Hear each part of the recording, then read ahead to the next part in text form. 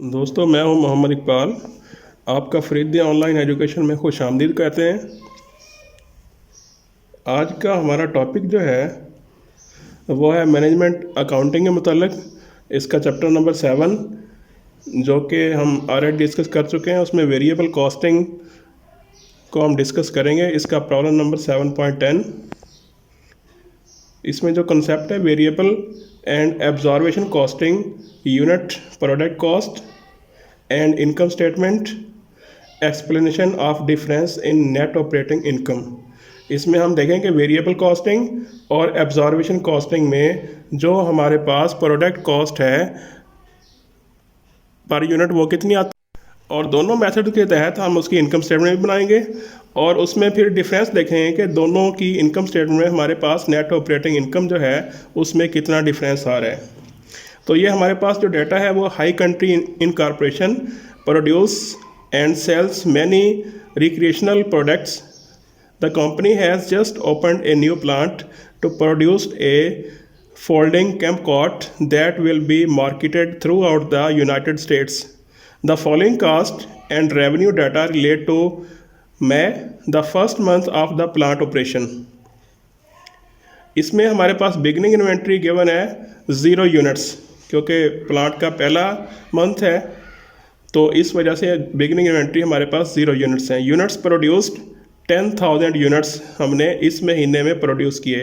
Unit sold 8,000 units जो हैं इस महीने में हमने सेल किए। सेलिंग प्राइस पर यूनिट $75 और सेलिंग एंड एडमिन एक्सपेंसेस जो हैं वो हमारे पास वेरिएबल पर यूनिट जो हैं वो $6 हैं और जो हमारे पास फिक्स इन टोटल हैं वो हमारे पास $2 लाख हैं। और मैन्युफैक्चरिंग कॉस्ट में direct material cost per unit $20 है, direct labour cost per unit $8 है और वेरिएबल मैन्युफैक्चरिंग ओवरहेड कॉस्ट जो है वो हमारे पास $2 है पर यूनिट। और फिक्स्ड मैन्युफैक्चरिंग ओवरहेड कॉस्ट जो हमारे पास टोटल है वो है $1 lakh. Management is anxious to see how profitable the new Campcot will be and has asked that an income statement be prepared for May. Requirement में हमारे पास है assume that the company uses absorption costing, determine the unit product cost. हमने एक unit की cost जो है वो फाइंड करनी है। और सेकंड है prepare an income statement for May, और मई की इनकम स्टेटमेंट बनानी है अगर हम एब्जॉर्बेशन कॉस्टिंग मेथड को यूज़ करें। सेकंड है assume that the company uses the contribution approach with variable costing. अगर कंपनी वेरिएबल कॉस्टिंग को यूज़ करे या कंट्रीब्यूशन अप्रोच को यूज़ करे तो उसमें हमने फाइंड करना determine the unit product cost कि एक यूनिट की कॉस्ट कितनी आएगी, and prepare an income statement for May, और मई के महीने की हमने इनकम स्टेटमेंट बनानी है अंडर वेरिएबल कॉस्टिंग मेथड। और थर्ड वन है explain the reason for any difference in the ending inventory balance under the two costing method and the impact of this difference on reported net operating income. इसमें हमने ये बताना है कि दोनों methods में आपकी इनकम स्टेटमेंट जो है उसमें ये डिफरेंस जो आ रहा है उसकी क्या रीज़न है, उसको हमने एक्सप्लेन करना है। तो चलते हैं इसके सोल्यूशन की जानब। इसमें हमारे पास नंबर 1 रिक्वायरमेंट है कि अंडर एब्जॉर्बेशन कॉस्टिंग पर यूनिट कॉस्ट जो है वो हमारे पास कितनी है। तो उसको कैलकुलेट करने के लिए हम सबसे पहले लिखेंगे direct material cost $20 per unit, direct labour cost $8 पर unit, variable manufacturing overhead cost $2 per unit, और टोटल वेरिएबल कॉस्ट इस तरह से हम तीनों को जमा करते हैं तो हमारे पास आती है $30। उसके बाद हम फिक्स्ड मैन्युफैक्चरिंग ओवरहेड जो हमारे पास दी हुई है ये $1 लाख है, डिवाइड बाई करेंगे 10,000 यूनिट्स पे जो कि हमने इस महीने में प्रोड्यूस किए हैं, तो ये $10 पर यूनिट आती है। और absorption costing unit product cost जो है हमारे पास ये टोटल बनती है 30 + 10 = 40। तो अंडर एब्जॉर्बेशन कॉस्टिंग हमारे पास पर यूनिट कॉस्ट कितनी आई, $40। उसके बाद बी रिक्वायरमेंट में उसने पूछा है the observation costing income statement जो है वो इसकी बनाएं कि ऑब्जर्वेशन कॉस्टिंग मेथड को यूज़ करते हुए इसकी इनकम स्टेटमेंट जो है वो कैसे बनेगी।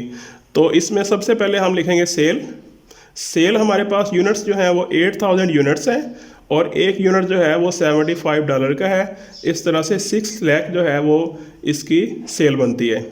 उसके बाद इसमें से माइनस करेंगे cost of goods sold, 8000 units हैं और एक यूनिट की कॉस्ट जो इस मेथड में है वो $40 पर यूनिट है। तो इस तरह से ये टोटल बनते हैं 3,20,000।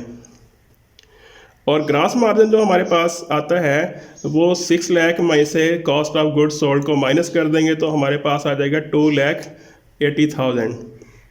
इसमें से माइनस करने हमने selling and administrative expense, 8,000 units हैं multiply by 6 per unit variable है, प्लस 2 लाख जो है वो हमारे पास फिक्स हैं।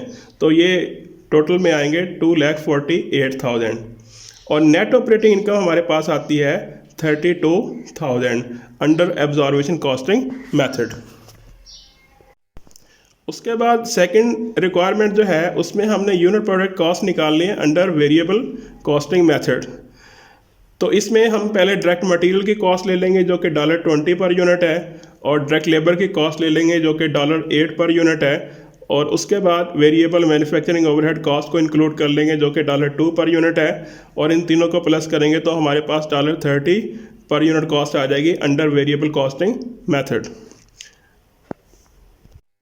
उसके बाद हमने देखना है कि वेरिएबल कॉस्टिंग मेथड में इनकम स्टेटमेंट कैसे बनाएंगे। तो इसमें हमने सेल पहले लिख लेनी है जो कि $6 लाख है। उसके बाद इसमें से माइनस करना है वेरिएबल एक्सपेंसेस। वेरिएबल एक्सपेंस में हमारे पास variable cost of goods sold है, 8,000 यूनिट्स हैं, $30 पर यूनिट कॉस्ट है वेरिएबल कॉस्टिंग मेथड में, तो ये बनती है 2,40,000। और variable selling and admin expense जो आपके पास हैं वो 8,000 यूनिट्स हैं और एक यूनिट्स की कॉस्ट जो है वो $6 है, तो ये 48,000 डॉलर बनते हैं। उसके बाद ये 2,40,000 और 48,000 जो है वो 6 लाख में से माइनस कर देंगे जो कि हमारे पास वेरिएबल कॉस्ट है, तो हमारे पास कंट्रीब्यूशन मार्जिन आ जाएगा। कंट्रीब्यूशन मार्जिन हमारे पास है 3,12,000। उसके बाद फिक्स एक्सपेंस कंट्रीब्यूशन मार्जिन में से माइनस करेंगे।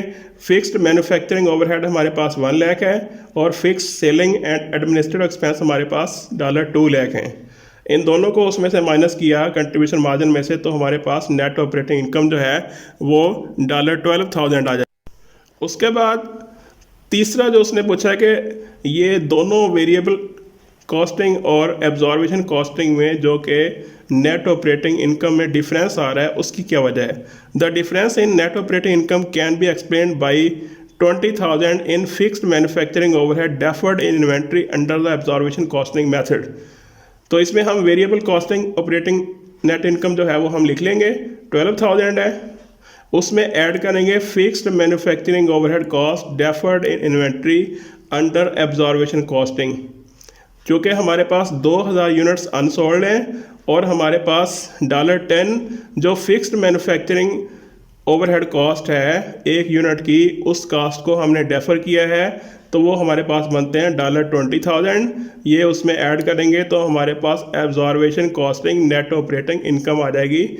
ये है रिकन्सिलेशन के जो हमारे पास डिफरेंस आ रहा है 20,000 का, वो किस वजह से आ रहा है। तो इसमें जो हमने कॉस्ट डेफर्ड की है वो वेरिएबल ऑपरेटिंग नेट इनकम में जमा कर देंगे 20,000, तो हमारे पास एब्जॉर्वेशन कॉस्टिंग की नेट ऑपरेटिंग इनकम जो है वो कैलकुलेट हो जाएगी। थैंक्स।